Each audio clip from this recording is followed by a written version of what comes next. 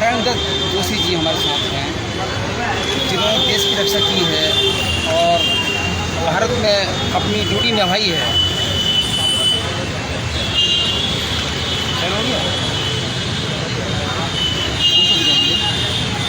क्या कहना चाहते हैं, क्या प्रॉब्लम है? मैं ये कहना चाह रहा हूँ, भारत सरकार सभी सैनिकों और पूर्व सैनिकों को फ्री इलाज की सुविधा देती है, क्योंकि हम लोग रिटायर होने के टाइम पर वहाँ एडवांस में पैसे जमा करके आते हैं। फिर हमारे 1000 का प्रमंत्र कटता भी है। तो मैं चाहता हूँ कि इसे फॉर्मेलिटी न करके इसे सचमुच की सेवा करनी चाहिए जनता की, जो रिटायर होकर आ गए हैं। तो ऐसा होता नहीं है? ऐसा होता नहीं है, वहाँ होता है। वहाँ एक दिन बिताना, हम आज वहाँ दिन बिता कर आ गए, हमारा इलाज हो गया, ये मानकर हम चले आते हैं, क्योंकि वहाँ कोई कभी आंखों से देखे तब पता लगता है। अभी मैं जितना देखूंगा आपकी नज़र में कुछ और देखेंगे वहाँ। अच्छा। हाँ, अभी वहाँ हम जाएंगे, मेरे को कोई ऐसी बीमारी, छोटी बीमारी है चाहे, वो कहेंगे ठीक है आप साईं में दिखा कर आइए, साईं के लिए हमको रेफ़र कर देंगे। साईं में गए हम, साईं वाला हमारे साथ हमें देखेगा, फिर वो मेडिसिन लिखेगा, फिर मेडिसिन लेने के लिए हमको वापस यहीं आना पड़ेगा इससे अच्छा, जबकि मेडिसिन हमें वहीं मिल जानी चाहिए। तो आप क्या कहना चाहते हैं? मेडिसिन जहाँ पर डॉक्टर लिखता है वहीं पर डॉक्टर उसको अधिकार होना चाहिए कि हमें मेडिसिन दे दे। मेडिसिन लेने के लिए हमें दोबारा ECHS में नहीं आना चाहिए। अच्छा, वहाँ डॉक्टर ने वहाँ देखा हमें, उसको दवाई, वो कोई कानून ऐसा बने कि हमें यहाँ दवाई के लिए आने पे हमें 150 रुपये आने जाने में खर्च करने पड़ेंगे, फिर एक टाइम लगेगा, यहाँ भी आते ही हमें दवा नहीं मिलेगी, फिर यहाँ तीसरे दिन फिर फॉर्मेलिटी करनी पड़ेगी। जिन्होंने देश की रक्षा की है, मतलब आज वो इस बात को कह रहे हैं, मैं कहना चाहता हूँ आपने देश की रक्षा की है, अब कितने साल की है? मैंने 19 साल इन्होंने देश की रक्षा की है। अब कौन से बॉर्डर से आप अंत में कहाँ से रिटायरमेंट हुए? मैं ज़्यादातर मैं यहीं रहा, पीस में ही। अच्छा। फील्ड में मैं वहाँ रहा, ऑपरेशन ये पंजाब का जो हुआ था, जब वीरेंद्र सिंह की सरकार बनी थी, जब वो हुआ तब वहाँ रहा था 6 महीना, और 3 साल में अंडमान निकोबार रहा। तो सामाजिक संगठन के आप साथ अंत में क्या कहना चाहते हैं सरकार से या जनता से? आपके संगठन से ये प्रार्थना करना चाहता हूँ, जनता को और सरकार को इस सच्चाई का पता लगना चाहिए कि इनको इलाज सही ढंग से हो जाए, या फिर बिल्कुल ही बंद कर दें। नहीं कर सकते हम। अभी ये हो, मैं एक आदमी को चक्कर हटा करके उसको बेहोश होने तक दौड़ाना नहीं चाहिए। ये कुछ गलत है तो सरकार हमसे मिल करके बात कर ले, कोई भी आदमी, कि हम सैनिकों को क्या सुनाइए हो। वो बेचारा ठीक है, वो सैनिकों दे रहे हैं। हाँ, आज के विषय पर दंगे हम उसी की तैयारी करके आए हैं। ये तो आज हम बुद्ध पार्क में हल्द्वानी में हैं, उत्तराखंड में। तो इसी बात को कहने के लिए मैं बुद्ध पार्क में आपके पास आया हूँ, ताकि आज आपसे मेरी मुलाकात हो जाए और आप मेरी बातें जनता के सामने ला सकें। हाँ, मैं यही कहना चाहूँगा कि जिसने देश की रक्षा की है और उसको इस समय में कष्ट झेलना पड़ रहा है, चाहे वो मेडिकल से हो, चाहे वो जल संस्थान से हो, या कैंटीन से हो, या अन्य कहीं से भी हो, वो ना हो, उनके लिए एक अलग व्यवस्था या अलग सिस्टम होना चाहिए। सामाजिक संगठन सच के साथ DC पंथ। उत्तराखंड में बसों के लिए व्यवस्था कहाँ कहाँ नहीं है।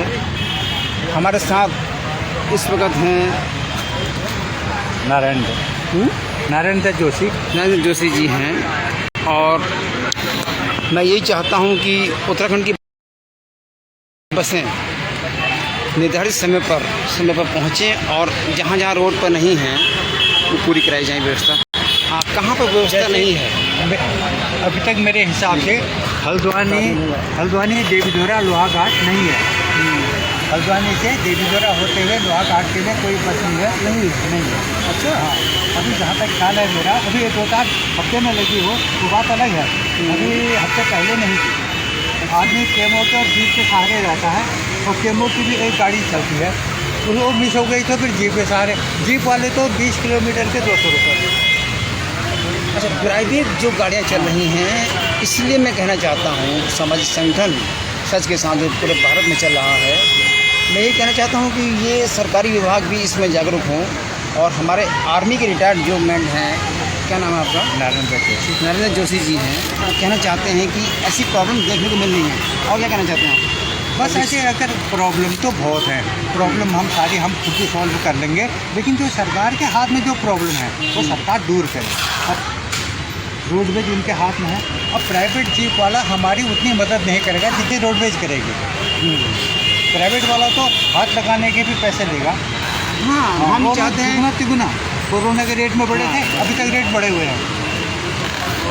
हाँ, सरकारी बसों में ये होता है कि कभी भी कोई, हम ये नहीं चाहेंगे कोई हादसा हो तो उसमें उसको वजीफ़ा या जो भी उसको मिलता है वो नहीं मिल पाता प्राइवेट गाड़ियों में।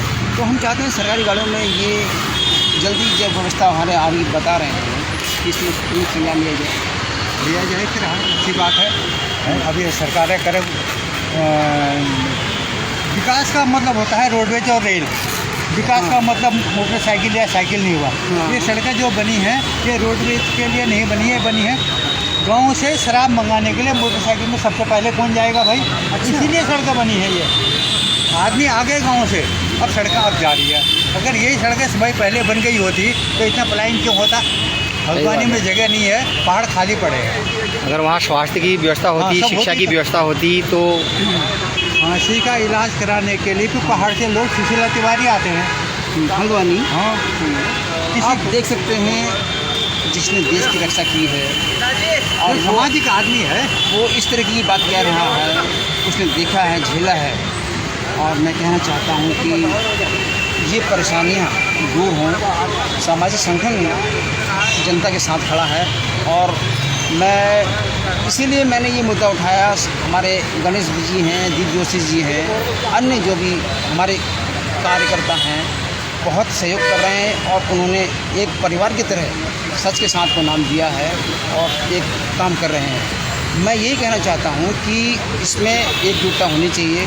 कहीं भी कोई प्रॉब्लम है किसी को, कोई बता सकता है 9837504097 पर। और क्या कहना चाहेंगे जनता के लिए, आप प्रशासन के लिए, जनता के लिए? अभी तक मैं इतना ही कहना, एक धीरे पुलिंदा है, पुलिंदे को अभी न खोल करके अभी थोड़ा सा हम यही इतना ही काफ़ी है कि हमारी कुछ बात समाप्त चली जाए। सबसे पहला यही है इलाज वाला। हाँ, हमारे संग गणेश जी हैं जो सामाजिक कार्यकर्ता हैं, बहुत अहम इन्होंने पर्दे के पीछे काम किया है। मैं सामने ला के दिखाना चाहता हूँ। गणेश जी क्या कहना चाहेंगे आप, जो मिलिट्री की जिसने देश की रक्षा की है वो इस बात की कह रहे हैं? सर बहुत अच्छी बात कही इन्होंने, जो कि सरकार ने सारी व्यवस्था दे रखी है तो रोडवेज खाली खड़ी करने के लिए नहीं दे रखी है। रोडवेज की सेवा मिलनी चाहिए जनता को। हमारे हल्द्वानी से जयती तक, सिमलखेत तक भी एक रोडवेज होनी चाहिए। और कोई गाड़ियाँ नहीं है, सब प्राइवेट गाड़ियाँ चल रही हैं वहाँ पर। रोडवेज की गाड़ियाँ होनी चाहिए। जब अगर सरकार ने मुहैया करा रखी है तो व्यवस्था सारी होनी चाहिए इसके लिए। और उत्तराखंड जब से अलग हुआ तब से काफ़ी उम्मीदें थी जनता को कि एक हमारा बच्चा पढ़े लिखे, एक रोज़गार लगे, और सारी उम्मीदें पानी में चले गई। कोई रोज़गार नहीं, पूरा भ्रष्टाचार है देश में।